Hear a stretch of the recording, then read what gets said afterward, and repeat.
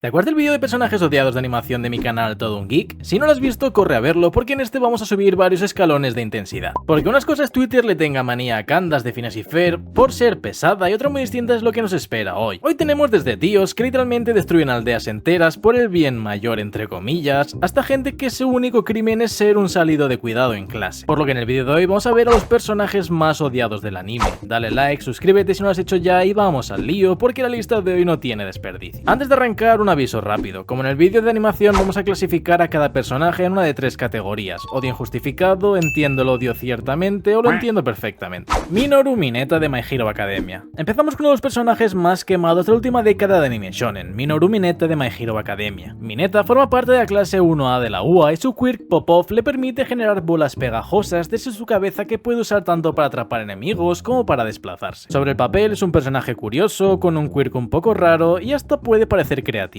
Pero el problema es cómo Horikoshi decide construir su personalidad alrededor de él. Mineta es sin rodeos el acosador oficial de la serie. Espía a sus compañeras en los vestuarios, hace comentarios constantes sobre sus cuerpos, intenta aprovecharse en situaciones comprometidas, como en el arco del campamento donde su comportamiento roza directamente lo ilegal, y todo esto ocurre en una serie que se supone que trata sobre formar a los próximos héroes de la sociedad. Sabéis, gente con un poquito de responsabilidad y ética. Y lo más frustrante para gran parte del fandom es que Mineta rara vez recibe una consecuencia real por su comportamiento. Ocasionalmente el manga lo usa para un chiste rápido tipo "ay que asco Mineta" y ya. Y de vez en cuando conviene a la trama se le monta un momento heroico de corazón que se siente completamente inmerecido comparado con los meses o años de comportamiento repugnante previo. Que sí, que es cierto que tiene alguna escena que sí que realmente hace gracia o que tiene algún momento bueno y que simplemente es un chiquillo. Por lo cual estaba dudando si ponerlo en odio medio o entiendo el odio. Porque al final no es un personaje polémico con matices como otros de esta lista. Es un fallo de diseño narrativo. El comic relief pervertido es un cliché muy quemado del anime en general, pero pocos lo llevan tan lejos y con tan pocas consecuencias como Mineta. El único misterio real es que Horikoshi decidió que este personaje necesitaba tanto tiempo en pantalla en una serie, por lo demás muy bien escrita. Así que supongo que lo pondré en entiendo el odio. Makoto Ito de School Days. Si mientras el acosador incómodo, Makoto Ito de School Days es directamente el villano definitivo del instituto, y lo mejor o lo peor es que ni siquiera se presenta como el villano, sino que es el protagonista. School Days empieza con un romance escolar bastante convencional. Makoto está enamorado en silencio de Kotonoha, su compañera de clase, y con la ayuda de Sekai, que se sienta a su lado en el tren, consigue acercarse a ella. Hasta aquí todo normal, típico anime romántico de instituto. El giro está en que Makoto, en vez de desarrollarse como un protagonista con dilemas comprensibles, se convierte en el personaje más infiel y manipulador que ha dado el género. Engaña simultáneamente a varias chicas, les dice a cada una exactamente lo que quiere oír y evita cualquier confrontación real huyendo hacia adelante, y su nivel de inmadurez emocional es tal que va destruyendo capítulo a capítulo la vida de todas las personas que lo rodean sin mostrar apenas remordimiento genuino. Hasta el momento que ya es demasiado tarde para todos y quien haya visto el final, uno de los más infames de la historia del anime, sabe exactamente de lo que hablo. Porque sí, literalmente deja embarazada a su compañera y encima su cuerno pues como que los mata a los dos. Lo que hace a Makoto tan detestado no es solo lo que hace, sino la sensación de impotencia que genera en el espectador. Ves venir el desastre episodio tras episodio, ves a Sekai y a Kotonoha sufrir cada vez más por su culpa, y él simplemente sigue adelante sin aprender nada y sin cambiar nada, como si las consecuencias no fueran con él. Por lo que este personaje va directo a lo entiendo perfectamente, sin discusión posible. Nier de Death Note. Y aquí es donde el tono cambia por completo, porque Nier de Death Note es de los pocos personajes de esta lista que no había hecho absolutamente nada moralmente reprobable. Y aún así se ha ganado un hate bastante curioso y muy particular por parte del fanbase de Death Note. Nier aparece en la segunda mitad de la serie tras la muerte de L como uno de sus posibles sucesores entre la organización Wami's House. Es un genio deductivo, frío, socialmente distante, que juega literalmente con figuritas y dados mientras resuelve algunos casos. Un claro heredero del estilo de L, pero con su propia personalidad marcadamente distinta. Al final de la serie es Nier quien lidera la operación que finalmente desenmascara y derrota a Light Yagami, cerrando el arco central de Death Note. El problema para muchos fans no es lo que hace, sino cómo se percibe que lo hace. Se le acusa de carecer del carisma, la excentricidad magnética y la brillantez casi sobrehumana que hicieron de L un personaje icónico. Y además la gente dice que resuelve el caso apoyándose más en golpes de suerte, en herramientas tecnológicas y en la ayuda de todo un equipo, que es muy diferente a la deducción pura y solitaria que hacía L. Hay incluso quienes argumentan que el downgrade de tensión entre Nier y Light comparado con L y Light es la razón por la que la segunda mitad de Death Note se considera en general más floja que la primera. Y a ver, entiendo la decepción de comparar a cualquiera con L. Es un personaje increíble y carismático, pero criticar a Nier por no ser él es un poco absurdo cuando ese nunca fue el objetivo del personaje ni de nadie. Es un odio que yo creo que es bastante injustificado. Seryu de Akame ga Kill. Seguimos subiendo el nivel con Seryu de Akame ga Kill, uno de los casos más interesantes de esta lista lista porque su hate no viene de ser mala en el sentido clásico de villana, sino de ser terriblemente hipócrita consigo misma. Sergio es miembro de la Policía Imperial y se ve a sí misma de manera absolutamente sincera como una heroína de la justicia, alguien que lucha contra el crimen y protege a los inocentes. El problema es que su definición de justicia está tan retorcida por la propaganda del imperio corrupto al que sirve que acaba cometiendo auténticas atrocidades en su nombre. Torturas, ejecuciones brutales, manipulación emocional de niños huérfanos y muchas más cosas. Y todo esto mientras sigue viendo ella misma como la buena de la historia. Su mascota, arma viviente Koro, hecha parte de los restos de un Danger Beast y creída por ella como un cachorrito inocente que en realidad es una máquina de matar horrenda, resume perfectamente esa desconexión entre cómo ve a sí misma y lo que realmente representa el personaje. Lo que espera tanto el espectador es que Sergio nunca tiene un momento real de autocrítica hasta el final, cuando ya es demasiado tarde. No hay una escena de espera que he hecho, hasta que la trama le obliga a enfrentarse a ello de forma más trágica posible. Aquí me quedo en un punto medio, lo entiendo un poco, pero se pasan. El concepto de Sergio es genial como crítica a todas esas personas que siempre dicen que nunca hacen nada mal, pero sabemos que sí. Y al final es un personaje al que su facción le ha entrenado desde pequeñita de esta manera, y ella cree que son los buenos, por lo que tampoco tiene nada de mal. Gaby Brown de Attack on Titan. Ya era el caso más polémico y discutido de todo Attack on Titan, probablemente el personaje más divisivo de esta lista entera es Gaby Brown. Gaby se introducía en la cuarta temporada como una niña de Marley, criada desde que tiene uso de razón bajo un sistema educativo y de propaganda que le enseñó que los habitantes de la isla de Paradis son diablos, y que hay que eliminar a toda costa para poder proteger a su pueblo. Es una guerra formada literalmente desde la infancia para odiar a un enemigo que nunca ha conocido de verdad. Todo esto se puede entender narrativamente, incluso empatizar con ello como crítica al adoctrinamiento infantil, hasta el momento en que dispara y mata a Sasha Blows, la chica patata, uno de los personajes más queridos y con más comic relief de toda la serie. Casi sin dudarlo, ahí es cuando gran parte del fandom decidió que Gaby era oficialmente persona no grata.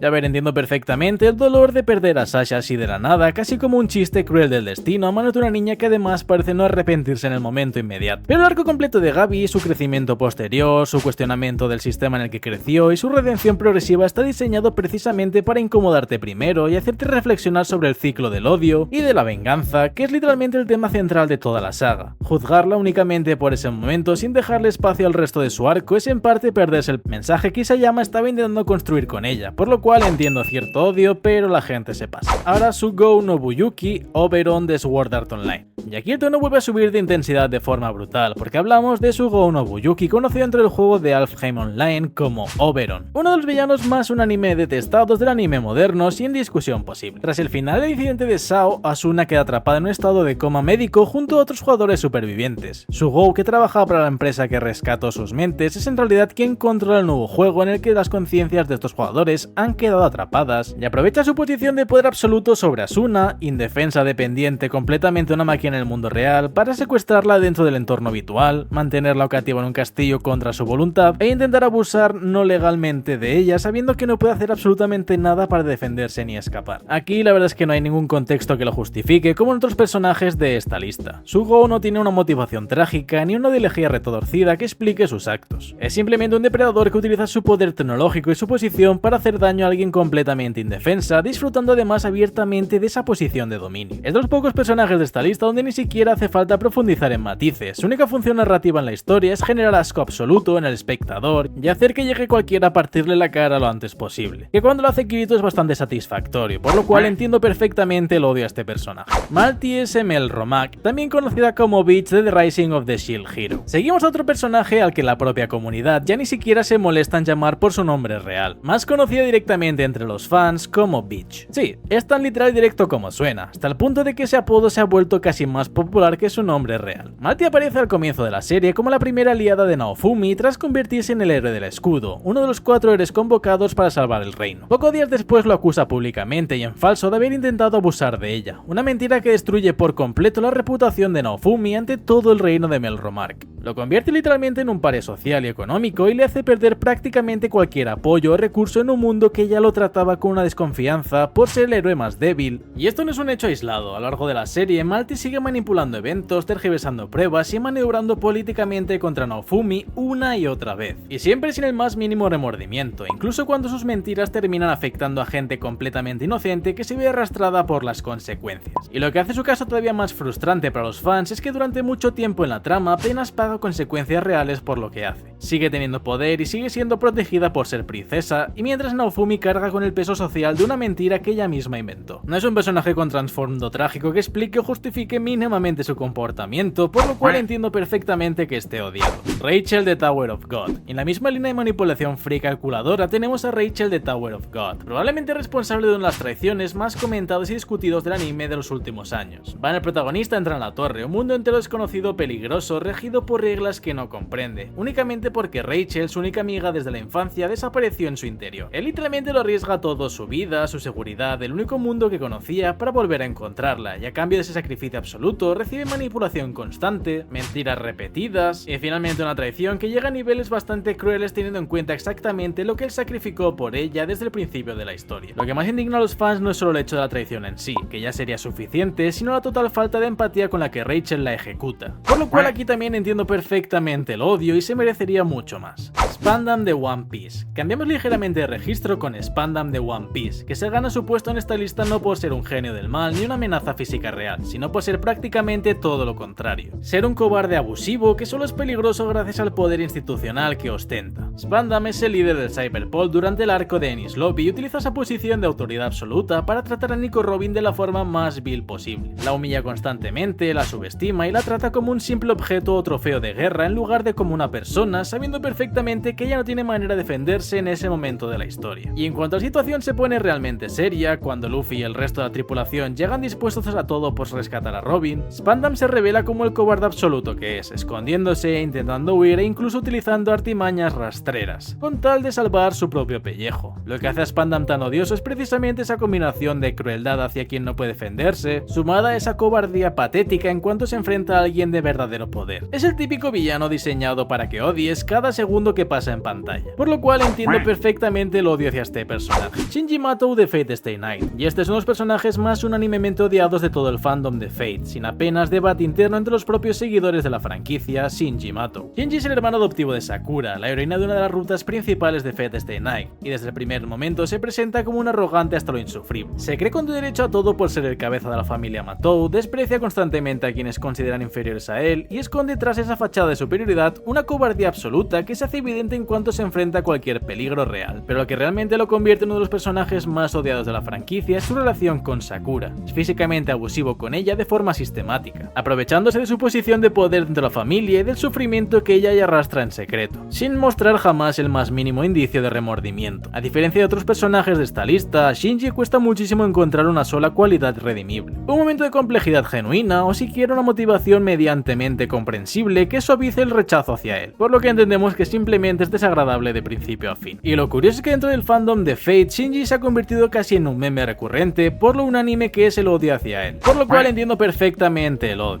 Overhaul de My Hero Academia. Aquí es donde el tono cambia radicalmente hacia terreno mucho más oscuro. Kai Chisaki, alias Overhaul de My Hero Academia, es de esos villanos que dejan de generar simple rechazo para directamente revolverte el estómago lo máximo posible. Chisaki es el líder de los Yakuza, un hombre extremadamente calculador, obsesionado con la limpieza física hasta el punto de llevar guantes constantemente por asco al contacto humano. Un detalle de caracterización que refuerza brillantemente su absoluta deshumanización hacia los demás. Bajo su control tiene a Eri, una niña pequeña con un quirk capaz de rebobinar el estado físico de las cosas y las personas, y utiliza a la pobre niña como una herramienta literalmente desechable. La mantiene encerrada, la fuerza mediante experimentos dolorosos a producir balas hechas a partir de la manipulación de su propio don traumático, con el objetivo de crear un producto capaz de anular por completo los quirks de otras personas y venderlo de esta manera al mejor postor. En ningún momento la ve como una persona, solo como un recurso, ni siquiera se refiere a ella con calidez, sino con la frialdad de quien habla con una máquina. Lo que hace este caso especialmente difícil de digerir dentro de todo el shonen moderno es precisamente que la víctima es una niña pequeña, indefensa, incapaz de escapar por sí misma, y que el desgraciado de Chisaki jamás muestre ni una grieta de duda moral sobre lo que le está haciendo. Para él simplemente es el precio necesario para conseguir sus objetivos. Y este es un villano con razones comprensibles que generan cierta empatía a pesar de sus actos, por lo que entiendo perfectamente el odio. Mahito de Jujutsu Kaisen. Seguimos en terreno igual de pantanoso con Mahito de Jujutsu Kaisen, un villano que no busca ni poder político, ni tampoco venganza personal, ni siquiera un ideal retorcido que justifique de alguna forma sus actos. Busca simplemente disfrutar del sufrimiento humano y precisamente esa falta absoluta de motivación comprensible es lo que lo hace todavía más inquietante que otros villanos de esta lista. Mahito es literalmente una maldición nacida literalmente de la acumulación de desprecio y menosprecio odio humano hacia otras personas y toda su forma de actuar refleja ese origen. Tortura, deforma cuerpos humanos con su poder y también mata con una sonrisa genuina en el rostro, tratando cada vida humana que se cruza en su camino como poco más que un juguete curioso con el que experimentar y divertirse. Su crueldad no tiene un porqué más profundo o trágico que el puro placer sádico que le genera causar dolor, y a eso hay que sumarle que a lo largo de la serie se carga a varios personajes muy queridos por el fandom en el proceso, lo cual multiplica exponencialmente el rechazo de los espectadores hacia este. Creo que Gege no quiere que encuentres absolutamente nada humano en Majito al que puedas aferrarte para justificarlo o comprenderlo. Quiere que lo veas como una amenaza pura y filosóficamente inquietante y como un monstruo, por lo cual entiendo perfectamente el odio hacia este. Danzo Shimura de Naruto. Danzo no es un villano de manual con un objetivo simple de destrucción o poder por poder. Es en muchos sentidos mucho peor. Es el típico personaje que se esconde detrás de un todo lo hago por el bien de la aldea para justificar decisiones absolutamente monstruosas. A lo largo de la serie se revela su implicación directa en la masacre del clan Uchiha, convenciendo a Itachi de que era la única forma de evitar un golpe de estado que hubiera sumido a Konoha en una guerra civil. Pero en realidad solamente quería tunearse el brazo con un montón de ojos de los Uchiha. Lo que hace a Danzo tan odiado no es únicamente la crueldad objetiva de sus actos, sino que dentro del propio universo narrativo de Naruto casi nunca recibe el castigo o la exposición pública que realmente merece hasta muy tarde en la trama. El desgraciado sigue siendo respetado, teniendo poder político y sigue siendo visto por muchos personajes como un patriota, pero en realidad es un villano horrible y entiendo perfectamente que lo odio.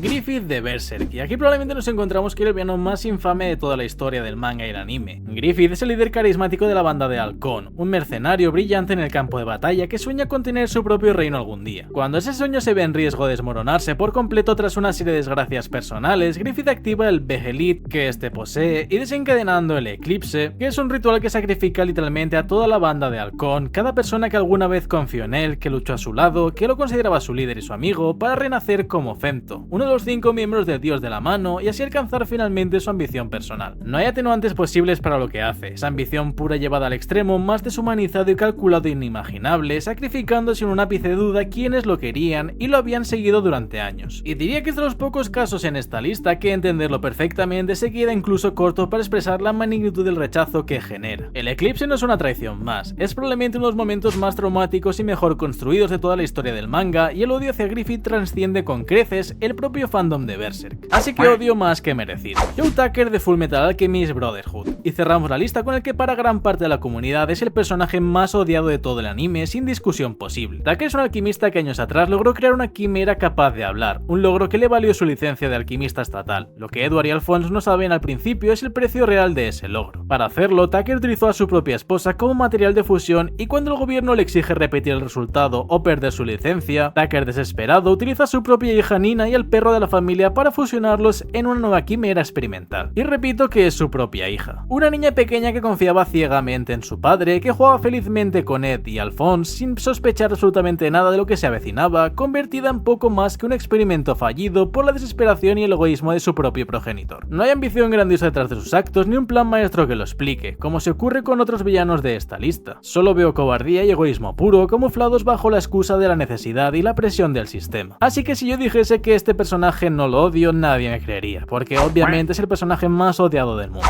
Y hasta aquí la lista de hoy. Si os ha gustado, dejádmelo en comentarios. También si me ha faltado algún personaje que creéis que debería haber metido. Yo soy Kirex, esto es todo en Otaku, mi canal principal es Todo un Geek y nos vemos en próximos episodios.